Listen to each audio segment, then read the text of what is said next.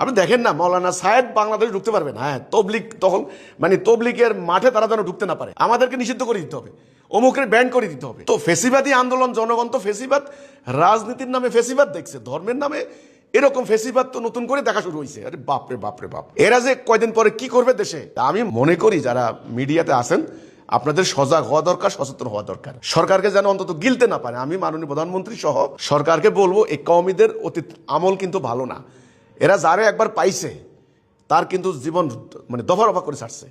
এরা স্বার্থ ছাড়া, এদের নিজেদের স্বার্থ ছাড়া কোনো কিছু এরা বোঝে না। আপনি দেখেন বর্তমানে বাংলাদেশ নানান সংকটে জর্জরিত। এখানে মানুষের দৈনন্দিন সংকটে, বিদ্যুৎ সংকট, গ্যাস সংকট, প্রতিনিয়ত মানে সমস্যা হচ্ছে, আইন শৃঙ্খলার অবনতি, এগুলো নিয়ে কথা বলেন না, কোনো কথা নাই। জাতীয় সংকট নিয়ে কোনো কথা নাই। ইসলামকে রাষ্ট্রীয় জীবনে কেমনে কায়েম করবেন, কোনো কথা নাই। আঞ্চলিক আন্তর্জাতিক সংকট মোকাবেলা, কোনো কথা নাই।